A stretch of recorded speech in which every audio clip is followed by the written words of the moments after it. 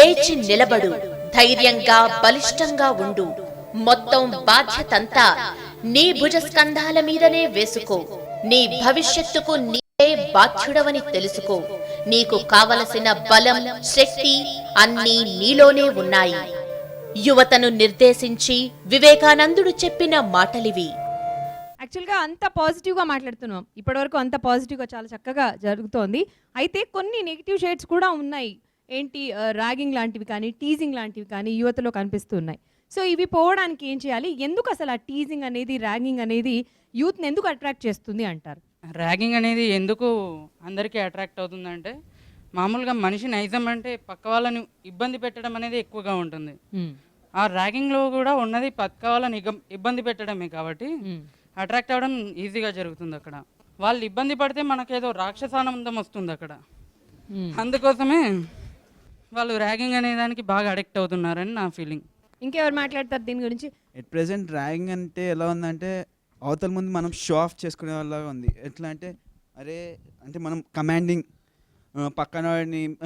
పక్కన హింసిస్తే మనం ఏదో బయట హీరో అంటే బేసిక్గా ఇది వచ్చేసేసి మనం మామూలుగా మూవీస్ చూసి బాగా, ఇప్పుడు ప్రజెంట్ యూత్ అయితే మొత్తం మూవీస్ మీదే మన హీరో ఇలా చేస్తున్నాడు, సో మనం కూడా ఇలా చేస్తే తప్పేం లేదు.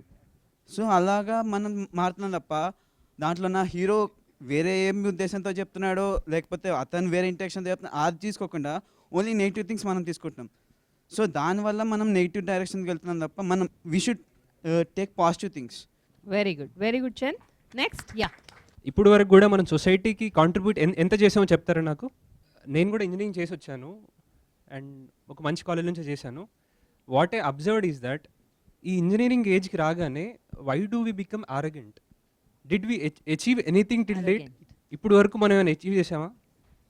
ఇప్పుడు వరకు కూడా వీఆర్ కన్జ్యూమర్స్ అండ్ సొసైటీ కదా. సో మనం ఏమి చేయనప్పుడు why are we becoming so arrogant? I feel that this is the age for learning and discipline. This is the age to command, అంటే మిమ్మల్ని మీరు ఒక సెంటర్ ఆఫ్ ఎక్సలెన్స్గా చేసుకోవాల్సిన టైం అనమాట ఇది. ఆల్వేస్ మీకు ఎప్పుడన్నా అది వస్తున్నప్పుడు ఇది ఒకటి పెట్టుకోండి అనమాట. Why am I becoming arrogant? What did I do? ఇప్పటివరకు అంతా తీసుకుంటూనే ఉన్నాను, బట్టలు, ఫుడ్, అన్నిటికీ కూడా. So this no point in becoming arrogant అనమాట. Once a person is not arrogant, ఇలాంటి వాటిలన్నీ ఇండల్ చేయరండి. That's the thing I want to say. Thank you Vikas. ఈ షో వల్ల మీ అందరిలో దేశభక్తి అంటే ఏంటో తెలిసింది అని అనుకుంటున్నాను నేను. అంటే వివేకానంద బోధనలు ఏవైతే ఉన్నాయో అవన్నీ మీకు అర్థమయ్యాయి, మీకు అందరికీ రీచ్ అవుతున్నాయి అన్నట్టుగా అనిపిస్తుంది నాకు. సో ఇక ముందు మీరు ఏ విధంగా ఆలోచించాలి అనుకుంటున్నారు? మన భారతదేశం గురించి ఎలా ఆలోచించాలి అనుకుంటున్నారు? ఏం చేద్దాం అనుకుంటున్నారు సొసైటీ గురించి? ఇప్పుడు మనం చేయాల్సింది ఏంటి, మన కార్యాచరణ ఏంటి, what is our future plans, ఇది డిసైడ్ చేసే ముందు we will find one thing, మన లక్ష్యం. ఎప్పుడైనా స్వామి వివేకానంద గారు కూడా చెప్పేవారు ఏంటి అంటే, చిన్న లక్ష్యాలే మనల్ని ముందుకు తీసుకెళ్తాయి. ఏదో నేను ఇప్పుడు ఏదో అయిపోతాను, అరే నేను ఇప్పుడు బీటెక్ ఫస్ట్ ఇయర్లో ఉన్నాను, అరే ఫోర్త్ ఇయర్ వరకు ఏదో చేసుకుందాం, అలా కాదు. ఏ రోజుకి ఆ రోజు చిన్న లక్ష్యాలే మనల్ని ముందుకు తీసుకెళ్తాయని నేను నమ్ముతాను. అది నిజం కూడా. ఇంకోటి ఏంటి అంటే, మనం చాలామంది చెప్తారు, స్వామివారు కూడా చెప్పారు ఏంటి అంటే, స్వార్థంగా ఉండద్దు అంట. కానీ ఇందులో మాత్రం మనం ఈ లక్ష్యం ఛేదన దగ్గరకు వచ్చే మాత్రం మనం కొంతవరకు స్వార్థంగా ఉండొచ్చు. ఎందుకంటే స్వార్థం లేనిది అంటూ ఏదీ లేదు. అలా అని స్వామివారు కూడా ఇదంతా ఎందుకు ప్రబోధించారు మనకంటే, తనకు స్వార్థం ఏంటి అంటే, నా భారతదేశం గొప్పగా కావాలి అనే స్వార్థం స్వామివారికి కూడా ఉంది. కాబట్టి you try to be little selfish about when you are thinking about your goal. First while you think about your goal, first you think about the eligibility, ఆ అర్హత గురించి ఆలోచించాలి. ఆ అర్హత గురించి ఆలోచించాక దాన్ని మనం ఎలా పొందాలి, ఆ పొందడానికి కోసం మనం ఏం చేయాలి అనే దానిపైన మనం దృష్టి సారించినట్టయితే మనకు చాలా వరకు పని చాలా తేలికగా అవుతుంది.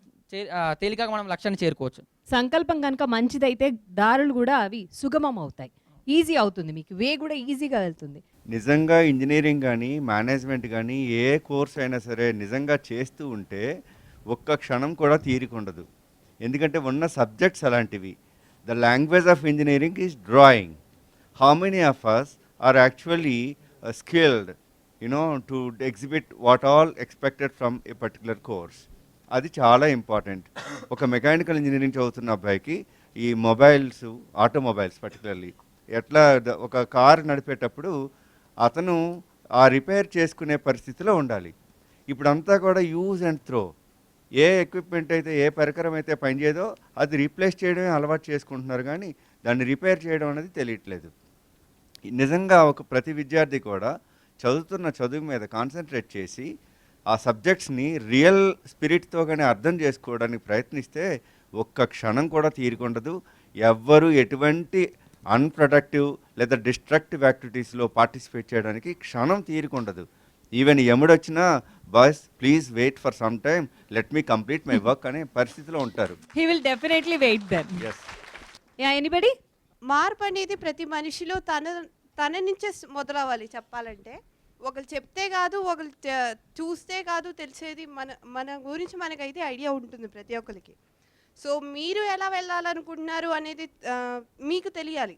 ఒకళ్ళు చూపిస్తే ఈ దారి వెంట వెళ్ళాలి, ఒకరు చెప్తే ఇలా చదవాలి, ఒకరు చేస్తే ఆ పని మంచిది అని స్వీకరించాలని మనస్తత్వం అస్సలు ఉండకూడదు. ఈ ప్రజెంట్ సిచ్యువేషన్లో నీకేది మంచిది అనిపిస్తే, ఎదుటి వాళ్ళు ఏది మంచితనం అనిపిస్తే ఆ మంచిదాన్ని నువ్వు స్వీకరించు.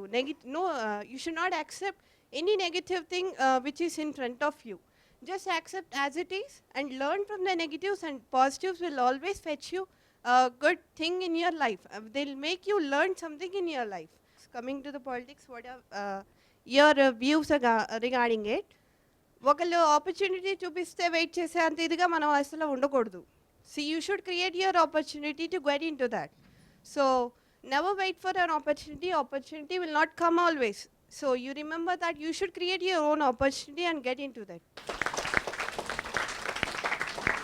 మంచితనం అనేది ఒక మనిషి నుంచే, మీరు చెప్పిన దాన్ని బట్టి వాళ్ళ బోధనల నుంచి వస్తుంది అనేది అది మాత్రం నిజం. అంటే మీ చుట్టూ ఉన్న ప్రదేశాలు బట్టి కూడా ఉంటుంది. అయితే మీ మనసు వాటన్నిటికీ చెల్లించకుండా ఉంటే then you will always be ahead in any time or in every group. So మీరు ఒక మంచి పని చేసే ముందు అరే వాళ్ళు ఏమనుకుంటారు, వీళ్ళు ఏమనుకుంటారు, నా చుట్టుపక్కల ఉన్న జనాలు ఏమైపోతారు, అది ఇది అని ఆలోచిస్తూ ఉంటే మాత్రం మీరు ఎప్పుడూ ఎవరికి మంచి చేయలేరు, చేయబోరు కూడా.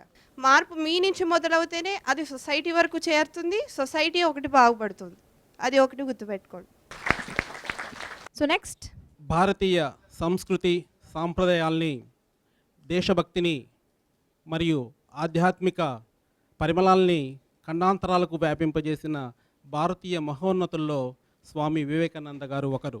మంచిని తెలియచేయడానికి కనపడని దైవం పంపించిన ప్రతినిధులు తల్లి, తండ్రి, కోర్స్ గురువులు. ఇవాళ నేను ఈ స్థితిలో ఉన్నానంటే నా గురువులు నన్ను తీర్చిదిద్దినటువంటి వైనం. అదేవిధంగా స్వామి వివేకానంద గారు అన్నట్లుగా 100 సంవత్సరాలకు సరిపడా బోధనలను ఆయన ఆచరణలో పెట్టి తద్వారా ఆయన ప్రబోధించడం జరిగింది. 100 సంవత్సరాలని నేను ఒక దగ్గర ఆయన చెప్పడం జరిగింది. దానికి కారణం ఈ 100 సంవత్సరాలలో ఎంతమంది ఆచరిస్తారో అది 1000 కోట్ల సంవత్సరాల తదనంతరం ఆ ప్రబోధనలు వెళుతూనే ఉంటాయనేసి ఆయన ఊహించగలిగారు. ముందుగానే భవిష్యత్తును గ్రహించారు. ఆ ఇన్స్పిరేషన్ సాధించాలంటే ఖచ్చితంగా పెద్దలు అన్నట్లుగా మనం మంచి మంచి సన్నిహితులతోనూ, పెద్దల యొక్క జీవిత విశేషాలను గ్రహించడంలోనూ, మరియు వాళ్ళ సాంగత్యం, అలాంటి ప్రబోధనలను జీవిత ఆటోబయోగ్రఫీస్ అంటూ ఉంటారు, వాటిని చదివితే మనకు మంచి విషయాలు తెలుస్తాయి. అలాంటి స్వామి వివేకానంద బోధనలు మనకి ఇవాళ చాలా సరళంగా స్పష్టంగా ఉన్నాయి. ఇవన్నీ కూడా భారతదేశ వేదాలు, ఉపనిషత్తులు మరియు సంక్లిష్ట సంస్కృత పుస్తకాలలో లభించేటటువంటి విజ్ఞానాన్ని సాధారణమైనటువంటి సరళమైన బోధనలో చెప్పారు. అందరూ చదివి మీరు కూడా ఉన్నతులు అవుతారని ఆశిస్తూ సెలవు తీసుకుంటున్నాను. సత్యవాణి గారు మీరు చెప్పండి. ఈరోజు పిల్లల మధ్యన కూర్చున్న తర్వాత మాకు కలిగినటువంటి అనుభవం ఏమిటంటే, మేము అర్జునులం అయిపోతే వాళ్ళు కృష్ణులు అయిపోయి మాకు గీత బోధ చేశారు. చాలా సంతోషం. పిల్లలలో ఎంత టాలెంట్ ఉన్నదో, ఎంత సృజనాత్మకత ఉంటుందో అది వెలికి తీస్తే ఆ మట్టిలోని మాణిక్యాలు బయటపడతాయనడానికి ఈరోజు వాళ్ళ యొక్క మనోభావాలు వినడం ద్వారా మనకు అర్థమైంది. అమంతరం అక్షరం నాస్తి, నాస్తి మూల మనౌషధం, అయోగ్యో పురుషో నాస్తి, యోజకస్తత్ర దుర్లభ. ఈ దేశంలో దేవభాషను, సంస్కృత భాషలో మంత్రం లేని అక్షరం లేదు, మన వృక్షాలలో ఔషధం లేనటువంటి వృక్షము లేదు. అలాగే ప్రతి మనిషిలోనూ కూడా యోగ్యత ఉంటుంది. అటువంటి యోగ్యతను వెలికి తీసే గురువులు దొరకడమే దుర్లభము అని చెప్పారు. ఇంకొక మాట ఏమిటంటే, ఇందాక చిరంజీవి మన దేశం అభివృద్ధి చెందుతూ ఉన్న దేశము అన్నారు. ఇది కరెక్ట్ కాదు. మన దేశం ఎప్పుడూ అభివృద్ధిలోనే ఉంది. బిల్డింగ్స్ కట్టుకోవడం, రోడ్లు వేసుకోవడం అభివృద్ధి అనుకుంటే చాలా పొరపాటు. మన భారతదేశంలో ఉన్న సంపద ఏ దేశానికి లేదు. వివేకానందుడు ఒకసారి అంటాడు, ఇది పూర్ కంట్రీ అంటే ఆయన చెప్పిన సమాధానం, పూర్ కంట్రీ కాదు భారతదేశం, ఇట్స్ ఎ ప్యూర్ కంట్రీ అన్నాడు. కాబట్టి ఈ దేశ సంపదను, ఈ దేశంలో ఉన్న గొప్ప జ్ఞాన సంపదను కొల్లగొట్టుకుని ఆయా దేశాలను అభివృద్ధి చెందినటువంటి సంపదంతా మన భారతదేశం నుంచి తీసుకువెళ్ళిన సంపదే. మన వేదాలను తస్కరించారు. ఇవాళ ఉన్నటువంటి టెక్నాలజీ అంతా మన వేదాల నుంచి తీసుకున్నదే. ఇవన్నీ వివేకానందుడు చికాగో ఉపన్యాసంలో అనేక రకాలుగా చెప్పాడు. కాబట్టి మన దేశం అభివృద్ధి చెందుతూ ఉన్న దేశం కాదు, ఎప్పుడూ అభివృద్ధి చెందిన దేశమే. ఈ దేశం ఎప్పుడు కూడా ఆయుధాలను తయారు చేయలేదు. ఈ దేశం ఎప్పుడూ కూడా ఇతరుల మీదకి దండెత్తాలని ఎప్పుడు ఆలోచించలేదు. ఈ దేశం యొక్క సంపద కేవలం జ్ఞాన సంపద మాత్రమే. మాధవరెడ్డి గారు మీరు చెప్పండి. మీరు భావ వ్యక్తీకరణ, మీరు మనసులో ఉన్న ఆలోచనలని ఒక ప్లాట్ఫామ్ వస్తే ఏ విధంగా మీరు పంచుకుంటారనడానికి ఈరోజు ఒక అద్భుతమైన ప్రయోగం టీవీ వాళ్ళు చేశారు. మిమ్మల్ని అందరినీ శభాష్ అనాలనుంది. అందరూ ఒకసారి చేయి పైకెత్తండి ప్లీజ్. అందరూ అచ్చా ఒకసారి వెనక్కి తిప్పండి, కొట్టండి శభాష్ శభాష్ అని. ఎందుకంటే మిమ్మల్ని మీరు శభాష్ అనుకుంటూ ముందుకు వెళ్ళాల్సిందే. ప్రతి నెలలో ఒకసారి ఇలాంటి సభలని మేము వందే మాతరం ఫౌండేషన్ బాలసభ అని నిర్వహిస్తాం.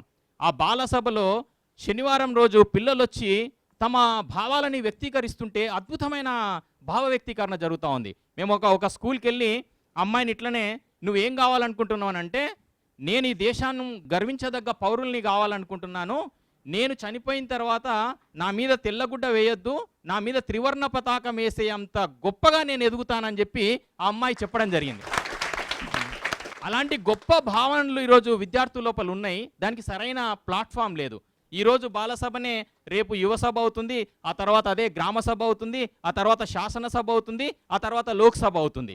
ఖచ్చితంగా కూడా మీరు పాలిటిక్స్లోకి రావాలనంటే అదేమి ఒక వారసత్వంగా వచ్చే సంపద కాదు, వాళ్ళ ఆలోచనల నుంచి వచ్చే ఒక సంపద అది. ఆ ఆలోచనలకి ఇలాంటి కాలేజీలు వేదికలు అవుతే మీరు పాలిటిక్స్లోకి వద్దన్నా కూడా సమాజ మార్పు కోసం ఈ పిల్లలందరూ కూడా ముందుకు అడుగులేస్తారు. ఈ సందర్భంగా ఇక్కడ ఉన్న విద్యార్థులకి ప్రతిరోజు మీకు 10 పనులున్నా కూడా మీరు యోగా చేయాలి, ఆటలాడాలి. అదేవిధంగా ప్రతిరోజు 100 పనులున్నా కూడా ఒక మంచి పుస్తకం చదవాలి. మీ అకాడమిక్ కాకుండా గొప్ప గొప్ప వాళ్ళ చరిత్రలు చదవాలి.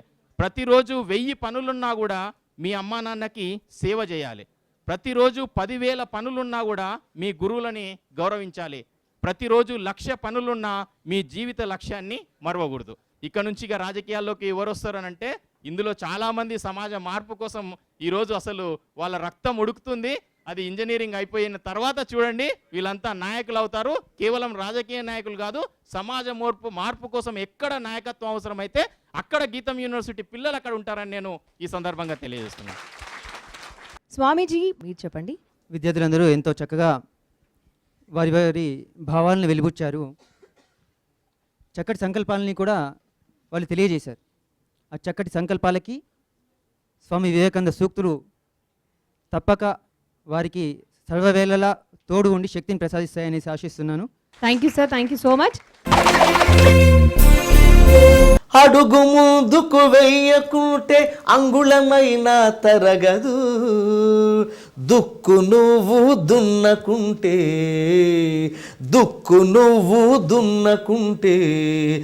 ఏ విత్తు అయినా మొలవదు. కలల ఒడిలో నిదురపోతే పైకి లేచేదన్నాడు.